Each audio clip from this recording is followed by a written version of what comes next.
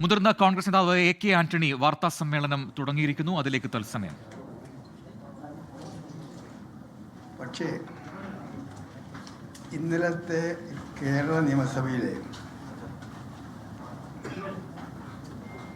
Police അതിക്രമണത്തെക്കുറിച്ച് ചർച്ചയ്ക്കിടയിൽ LDF അംഗങ്ങളിൽ നിന്നുണ്ടായ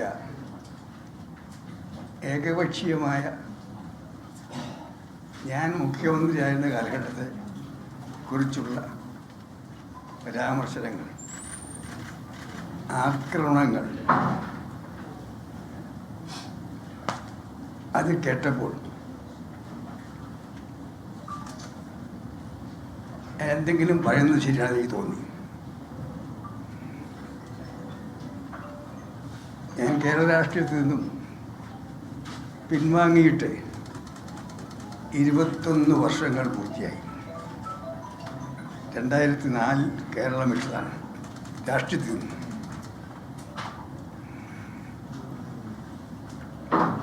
അതിനുശേഷം എന്നെക്കുറിച്ചും എൻ്റെ രാഷ്ട്രീയ പ്രവർത്തനത്തെക്കുറിച്ചും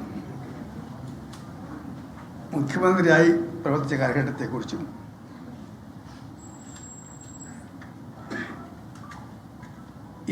വർഷമായി ഏകപക്ഷീയമായി ഒരുപാട് ആക്രമണം നടക്കാറുണ്ട്. ഞാൻ അതിനൊന്നും ഇതുവരെ മറുപടി പറഞ്ഞിട്ടില്ല. ആവശ്യം വന്നാൽ ജീവിച്ചിരുന്നാൽ അടുത്ത അസംബ്ലി കഴിഞ്ഞിട്ട് ഇലക്ഷൻ കഴിഞ്ഞ് മറുപടി പറയണമെന്ന് ആഗ്രഹിച്ചിരുന്നതാണ്. ഇപ്പോൾ അത്രയും വൈകണ്ട ചില കാര്യങ്ങൾക്ക് മറുപടി പറയാൻ തോന്നിയതാണ്.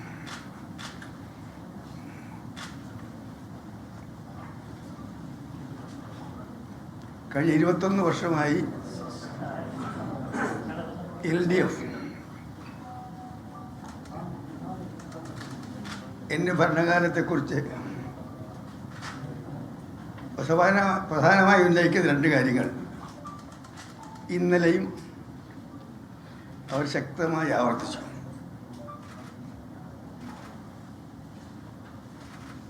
ഒന്ന് ശിവഗിരിയാണ്.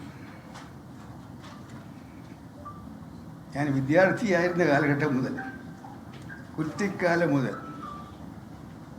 ഏറ്റവും കൂടുതൽ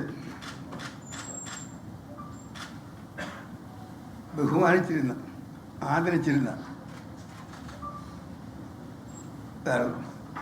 ശ്രീനാരായണ ഗുരുദേവനാണ്.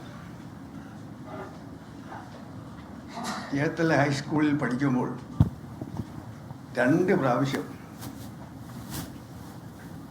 ചേർത്തല സ്കൂളിൽ ഗുരുദേവൻ്റെ മഹാസമാധി എല്ലാ വിദ്യാർത്ഥി സംഘടനകളും വിദ്യാർത്ഥികളും നാട്ടുകാരും ഒരുമിച്ച് ആചരിക്കുന്നതാണ്.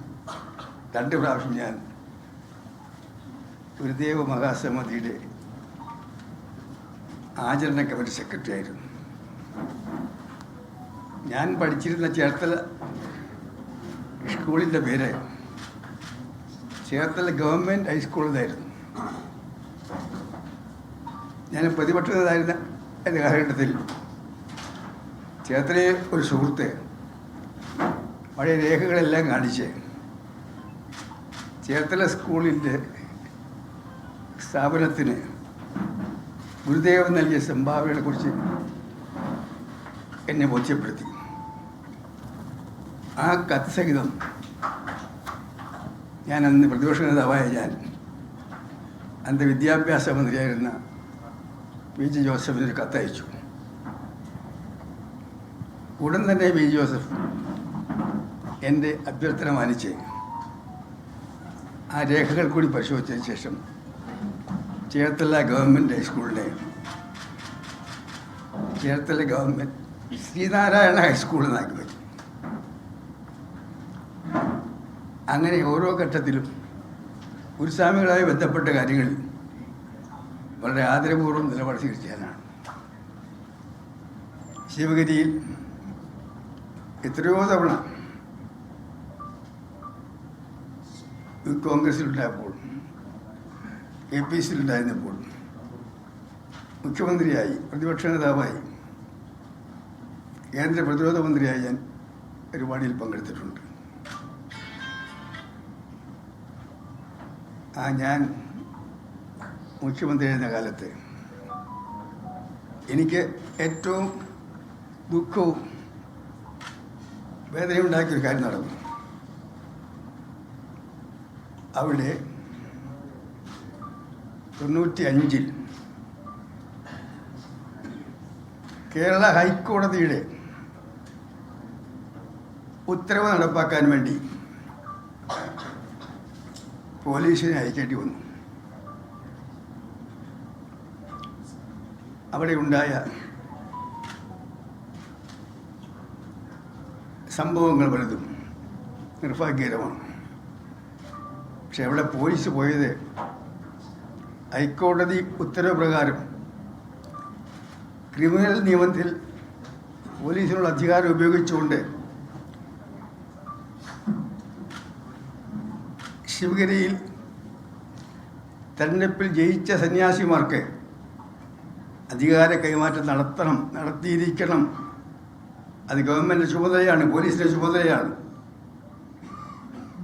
അതിനുവേണ്ടി എന്തൊക്കെ ചെയ്യണമല്ലോ ക്രിമിനൽ നിയമത്തിൽ പറഞ്ഞിരിക്കുന്ന എല്ലാ അധികാരങ്ങളും പോലീസ് ഉപയോഗിക്കണം എന്ന് പറഞ്ഞതിൻ്റെ അടിസ്ഥാനത്തിലാണ് പോലീസ് പോയത്.